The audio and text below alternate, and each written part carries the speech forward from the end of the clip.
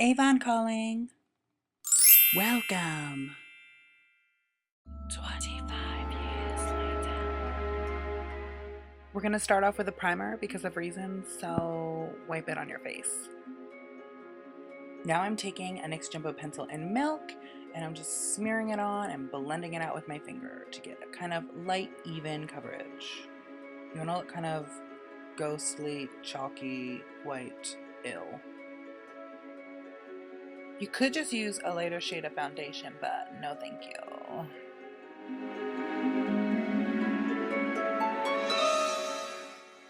A cream stick pencil thing is a great option for Halloween makeup, especially if you don't normally wear any, because they're cheap, easy to use, and they work a lot better than your normal cheap Halloween makeup that feels disgusting on your skin.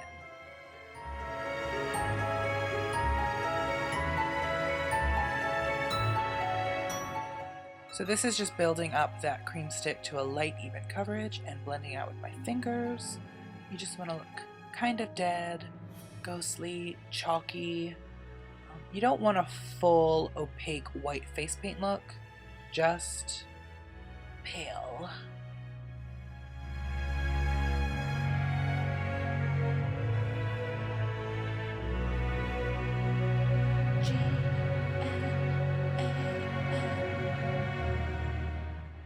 Now I'm taking a translucent setting powder and just lightly dusting the face to set that cream and make sure it doesn't run away.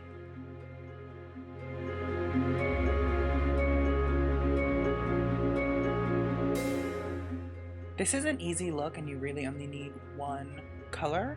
You could use a taupey shadow, or a great option would be the NYX blush in taupe. So I'm just taking that and doing your kind of normal contour situation.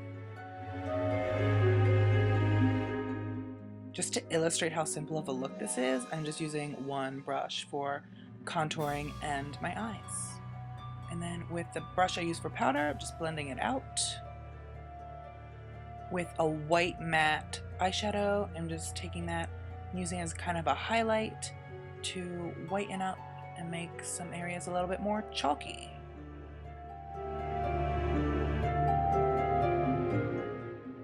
Taking that same taupey color and just kind of blending all around the eye, going pretty far under and all around the lid, but leaving the lid as is.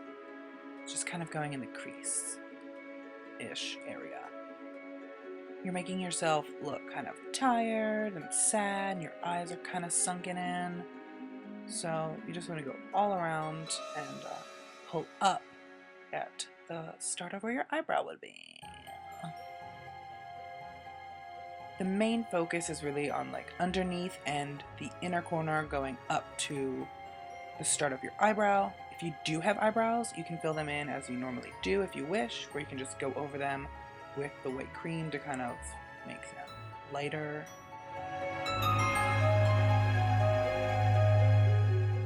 So we're gonna do it on the other eye. I don't know, just watch what I'm doing. I also went back in deep in the contour just because. For the scars, I'm taking a deep red lip liner, any red will do, and just kind of drawing on some cuts all over the face. For scars or cuts that have been there for a little bit longer, you just take your finger and blend them out, and then obviously the more intense ones, the more bright, vivid cuts will be newer. To keep the lip liner in place and to give it a scabbed over scarred look, just dust some translucent setting powder over them. I sprayed my face with some setting spray, and then I grabbed a deep plummy purple lipstick and focused it mainly on the inner lip and blended out with my finger. I used a brush to give myself the kind of sharper Cupid's bow, but even that has to be kind of blended out. It's not supposed to look perfect. You want to keep the darkest of the color on the inner lip. Another lip option would be a nude beigey lip. This is Ghoulish by LA Splash. And you just want to, do your mouth and then give yourself a sharper, pointy Cupid's bow.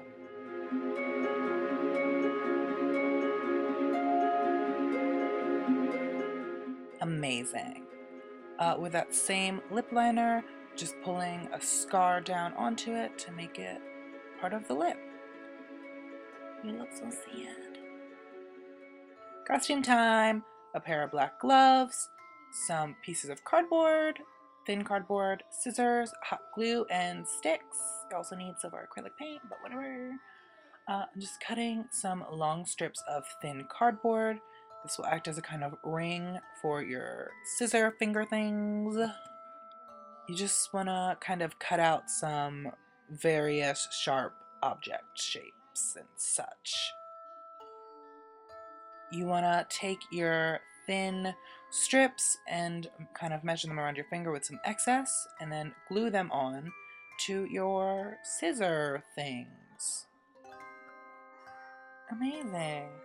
Then I just took a generic basic silver acrylic paint and painted them all with 2 coats to get them to be kind of silvery. You could also use spray paint, but too humid. I made some random little thumb pieces. Same deal, just cut them out of the cardboard and painted them, and then you glue it onto the glove. Try not to burn yourself. I used a low temp gun, so it's cool. Riveting. So do the same for the scissor fingers. You just put some glue in the ring and put it on. The ring makes it so the scissors move with your fingers. Amazing! Costume-wise, I just put on a harness tank top, which I made, plus a harness on the outside, and then I wrapped a belt around my arm. Really exciting. I did this costume for my nephew last year, and we just found a kind of black jumpsuit at a thrift store and also thrifted a bunch of random black belts and literally just glued them on to the jumpsuit, and it worked out just fine. Serving Morticia Scissorhands. Looks.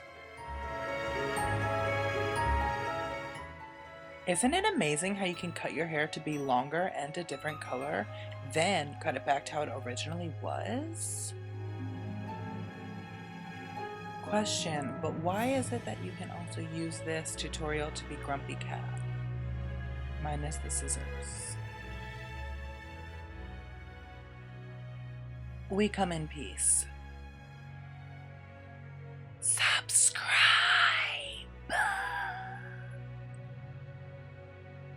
Check back for my next This is Halloween video next Monday.